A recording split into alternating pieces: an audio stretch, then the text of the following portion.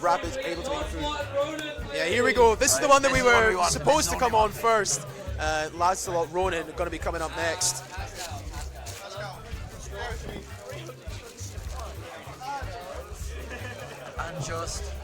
And that you could see it, like you looked at that and you could just tell Rapid wanted it more. That was all it is. Chrom, I would say, nearly crumbled near the end there. You can see the panic rolls, the fishing for the back airs. He kind of just didn't know what to do. It was like for a while it felt like the unstoppable force versus the immovable object, but at some point the immovable object moved and Rapid won, and that was the moment you could see the wall crumble. You saw the defense break down, and it all went up. It was all Rapid down from there. Really well fought by both players there, but as you said, Rapid just wanted it more and able to find the conversions they needed. All the chain grabs in the world couldn't help out Chrom there in that last game, unfortunately. And yeah, now we're getting on to Lancelot versus Ronan. And you know, if there's one thing I can say is that even though he's in losers now, Chrom wants his top 8 bad, because he's been doing really well at the weeklies, the Dublin monthlies. He's won a couple of the crackdowns, and those are quite big. But this is the biggest tournament we've had in a while, and it's the final kingdom. And Chrom didn't make top 8 in the last one, and we all thought he would. Yeah. So now it's just a thing of, does he have what it takes in the losers round? Can he make that top 8 loser side? Or has Rapid just opened up a chink in the armour, and is this maybe the end of Chrom's run? We have to see how confident he is. Yeah, and getting on here to Ronan against Lancelot. This is going to be a bit of an uphill battle from the start for Ronan. Lancelot, obviously just such a well-established player, very well all-rounded player, a lot of good high-level results. It's going to be difficult for Ronan to do it, but... And if there's one thing we know about a good Roy Chrom player like Lancelot, is he's going to have fantastic offense. And the other question is does Ronan have that fantastic defense? Does he have, but we know he's got great defense, but does he have what it takes to keep up with Lancelot's pressure? Because Lancelot, like, even if he doesn't have maybe the matchup experience of a lot of high-level Snake, is, you know, around these grenades, the C4, his awareness of, you know, grenade timings. Because Snake's a funny one. Like, if you're not ready, you need to be ready going into it, really. Absolutely. So. You have to be prepared. You have to be mentally prepared as well, because you will be taking damage from sources that you didn't even know existed. Grenade damage, C4 damage, just mental damage. It's going to be. It's a difficult one. Snake is definitely a character. Well, see, because he's going to be such an interesting one. Because, like I said, it's been a while. I'll tell you what. Maybe is my phone there? I'm going to see if I can get up very quickly, see what his record is like versus James 102, because I think it'd be worth checking out. Now, I would honestly say it's quite likely in James's favour. James, known as one of the more dominant forces in this country. But it's hard to know. Right, Smash is up. James 102. Oh, my shit signal's not going to do me anything.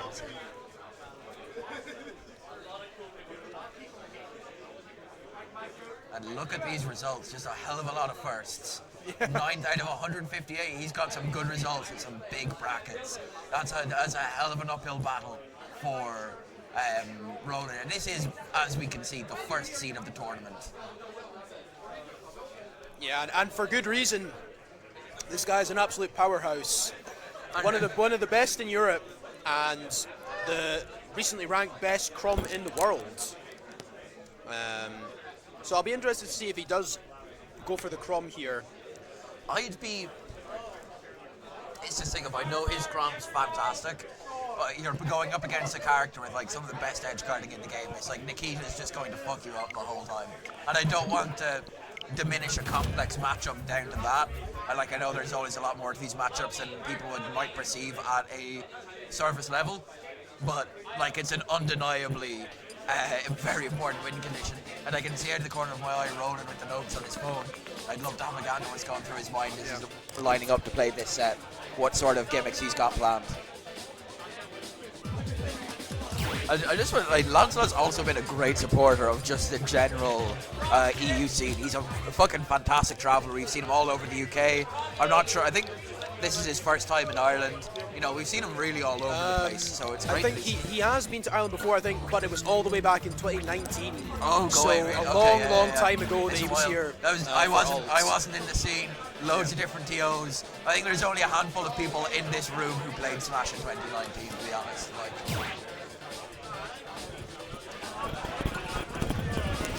Things are getting uncomfortable on my around my neck. I'm just gonna hold the mic like this. And you know Ronan has some Kanye West playing. I just want to say, Ronan loves his Kanye West. He loves Graduation. He loves The College Dropout. Maybe not so good to love Kanye West at the moment. It's not a great time to be a Kanye West fan, let me tell you. But you can separate the art from the artists. You know, that's.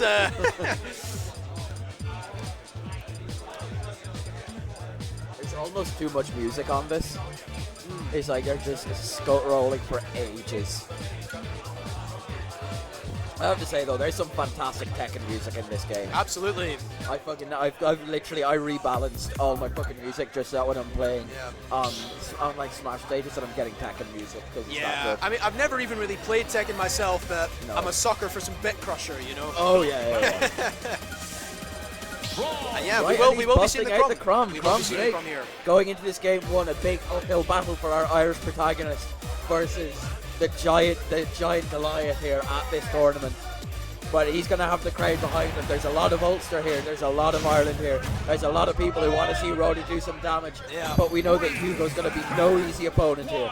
Absolutely. Getting started off on small battlefield here, and yeah, as you said, Lancelot is just going to be, he's going to have to be just so aggressive against this Snake, because you don't want to give Snake a chance to set up, plant that C4, get those grenades. You want to be doing as much work as possible early, and already so much percent coming on without a lick of damage on Lancelot. Absolutely no grenade trades, no damage taken. He's playing this so confidently. You've seen him play so well around the grenade, and at 110% on Snake, if you've only taken 10 damage from grenades, that's fucking fantastic. Yeah, that jab back there to seal the deal for that first stock. Looking like a man possessed here. Absolutely, and that jab back air is going to do so much work for Lancelot. The jab back air on Chrom, obviously, no weak spots on Chrom, which is what makes him so powerful in that advantage state.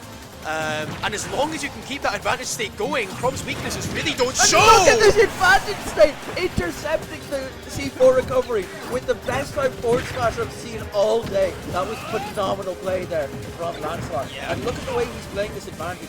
He attacks Ronan after he's dropped these grenades, and suddenly the grenades aren't in play. Ronan doesn't have any more grenades to pull, and suddenly what does Snake do with this advantage? He's building up so much damage. Ronan just isn't able to get that important defensive play out. Yeah. Only 76% on the board here on his first stock. This is looking like a rough first draw for Ronan. Yeah, Lancelot just waiting for that opportunity to get an entrance, and as soon as he does, the amount of damage he does is incredible. Here we are, almost able to get that edge guard, but Lancelot knows Chrom's ins and outs, even the recovery, as bad as it is, able to make the most of it, and this is looking rough here for Ronan. And how deep is Lancelot going to go? Ready to intercept the landing with the back out there, and a confident first game there from Lancelot. Yeah, cool, calm and collected. Restock coming there from Lancelot. Ronan, I'm gonna be looking for a bigger, so powerful in that advantage state to try and as long as you can keep that advantage state going, Chrom's weaknesses really don't show. Look at this advantage! You'd be worried nearly that if you're Ronan, if you end up on a bigger stage, that suddenly your grenades are one side of the stage while you're being beaten up on the other. And if you're that far away, maybe it's a bit of a worry. But like, we'll have to see where it goes, because all those important win conditions we were talking about for Snake, the ledge trapping and the edge guarding, he just didn't get to make use of it. He got one ledge trap and one edge guard opportunity, and Lancelot just made his way straight back through it and blew up his stock. That's a good idea. I might take this off my neck. It's really it's quite uncomfortable. A little bit, but there you go. Treating it just like a regular old mic at this point. Yeah. And the music counter pick coming through for Ronan here potentially. Unfortunately, I don't think this Switch has Graduation on it, so he's a little bit lost here maybe. But maybe some Sonic music will suffice. Who knows? Yeah. What are we seeing here? for the music counterpick. Very important. Very important. It's like, it's always so funny thinking of, like, you see those videos from, like, back in the Project M days, and you're playing, like, Battlefield and someone's got Linkin Park or something bobbed into the stage.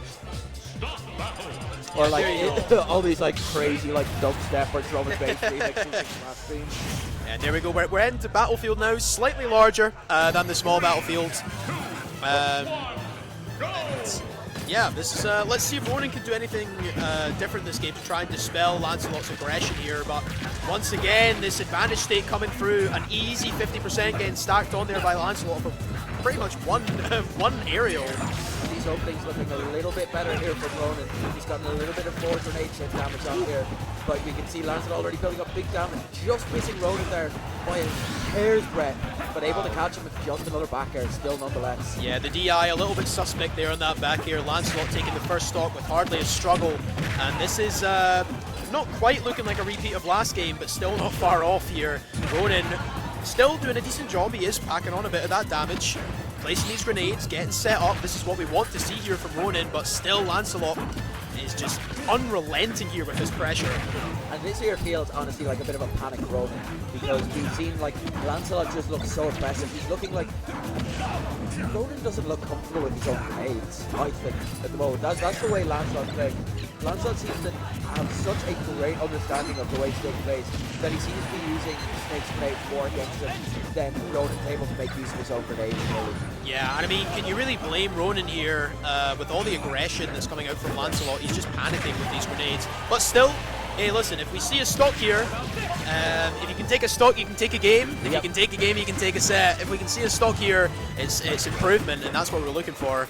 And if you're telling me that, like, you know, you're looking at a set of Chrom, Snake, and you're going to ask me which one lives to 109% here, I answer Chrom every day of the, or I answer Snake every day of the week. But here's Lancelot at 200% with max rage, with the full stock lead to Ronan's one, and he's looking confident. That full rage there, the back air is going to kill.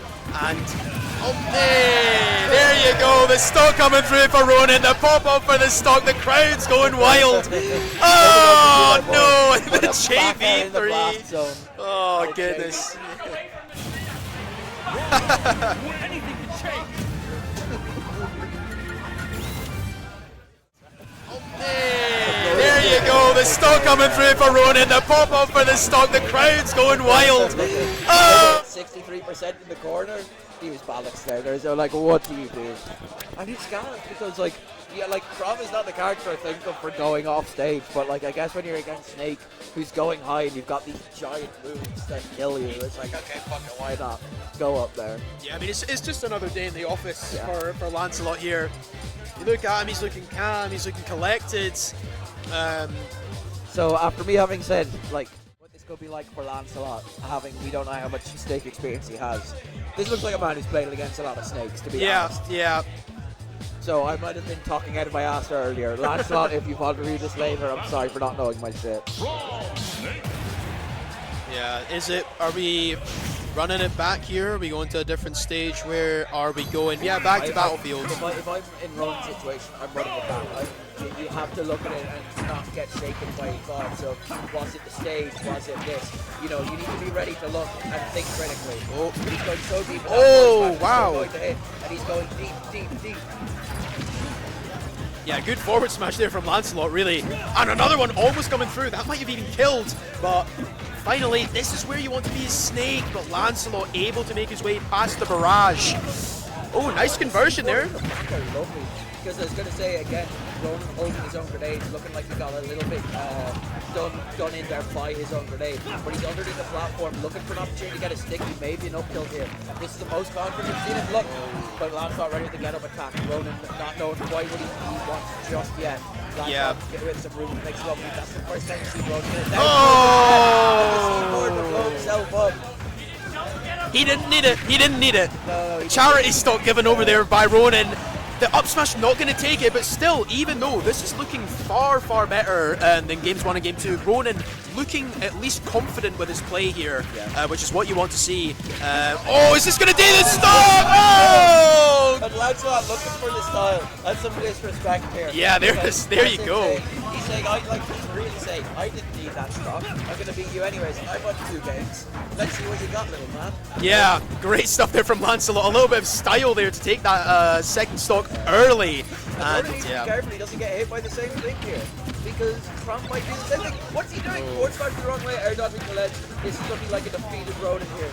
He looks like he doesn't have it in him anymore. 52% on a ledge trap. Up being high. What does he even do here? Lancelot at ledge, he's just making Chrom look like an absolute monster at ledge, not allowing Ronan a chance to breathe. They're just throwing out these aerials.